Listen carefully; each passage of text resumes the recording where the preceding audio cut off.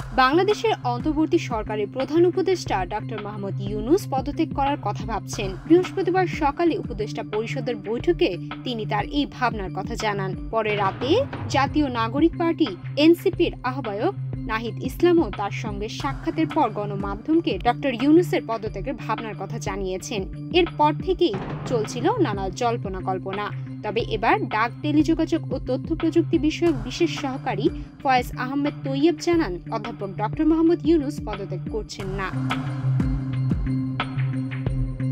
তিনি বলেন, অধ্যাপক ডক্টর মোহাম্মদ ইউনূসের ক্ষমতার প্রয়োজন নেই।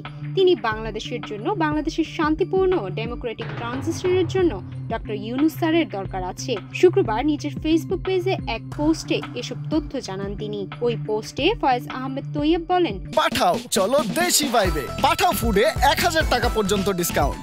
ডাউনলোড পাঠাও অ্যাপ নাও। বরং ক্যাবিনেটকে আরো গতিশীল হতে হবে। উপদেষ্টা বলেন, সরকারকে আরো বেশি ফাংশনাল হতে হবে, উপদেষ্টাদের আরো বেশি কাজ করতে হবে, দৃশ্যমান অগ্রগতি জনতার সামনে উপস্থাপন করতে হবে। এ ব্যাপারে কোনো দ্বিমত থাকতে পারে না। আমাদেরকে দেখতে হবে যে গণ অভ্যুত্থান পরবর্তীতে জনতার সম্মতিতে ক্ষমতায় এসে প্রফেসর সাফল্য দেখিয়েছেন। বিশ্ব সম্প্রদায়ের কাছে ডক্টর মোহাম্মদ ইউনূসের সম্মান আছে, এটা রক্ষা করা আমাদের দায়িত্ব। আমি মনে করি সরকারকে এখন থেকে রাজনৈতিক দলগুলোর সাথে আরো নিবিড়ভাবে আলোচনায় বসতে হবে, নিয়মিত বসে এবং বিভিন্ন বিষয়ে তাদের মতামত চাইতে হবে। কোনো ধরনের বিচ্ছিন্নতা কাম্য নয়।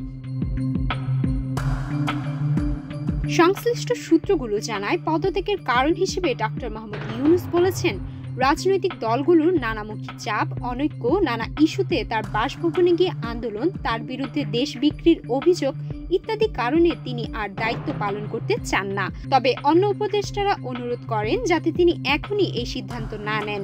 শনিবার সবাই বসে আলোচনার পর না হয় তিনি তার সিদ্ধান্ত নেবেন। প্রায় 4 ঘন্টা ব্যাপী বৈঠকের বড় অংশ জুড়েই প্রধান উপদেষ্টার পদত্যাগ করার ভাবনা নিয়েই আলোচনা হয়। বৈঠকের একটি সূত্র জানায়, ডিসেম্বরের মধ্যে নির্বাচনের জন্য বিএনপির অব্যাহত চাপ, বিভিন্ন দাবিতে একের পর এক আন্দোলনের মাধ্যমে সরকারকে জিম্মি করার চেষ্টা, সরকারের ভালো কাজগুলো কোনো মূল্যায়ন না হওয়া, ছাত্রদের মধ্যে অনৈক্য সৃষ্টির বিষয়গুলো ডক্টর মোহাম্মদ ইউনূস আর নিতে পারছেন না বলে বৈঠকে জানিয়েছেন। উপদেষ্টাদের তিনি বলেন, আপনারা বিকল্প দেখেন। তখন উপদেষ্টারা তাকে বলেন, স্যার আপনি পদত্যাগ করলে সরকার চালাবে কে? তখন তিনি বলেন, জনগণ ঠিক করুক। প্রধান উপদেষ্টা পদত্যাগ করতে পারেন এমন খবর পেয়ে নাহিদ ইসলাম ও মুখ্য সমন্বয়ক নাসিরউদ্দিন পাটোয়ারি প্রধান উপদেষ্টার সঙ্গে সাক্ষাৎ করতে যমুনায় ছুটে যান।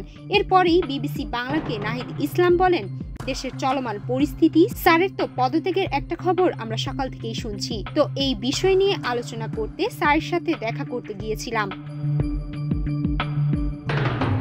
প্রধান উপদেষ্টা দেশের চলমান পরিস্থিতিতে কাজ করতে পারছেন না এমন শঙ্কা প্রকাশ করেছেন বলে জানিয়েছেন নাহিদ ইসলাম। তিনি বিবিসি বাংলাকে বলেন, স্যার বলেছেন, আমি যদি কাজ করতে না পারি যে জায়গা থেকে তোমরা আমাকে এনেছিলে একটা গণ অভ্যুত্থানের পর দেশের পরিবর্তন সংস্কারের জন্য, কিন্তু যে পরিস্থিতি, যেভাবে আন্দোলন বা যেভাবে আমাকে জিম্মি করা হচ্ছে, আমি তো এমনভাবে কাজ করতে পারবো না। সুমাইয়া মিতু, বাংলাদেশ প্রতিদিন।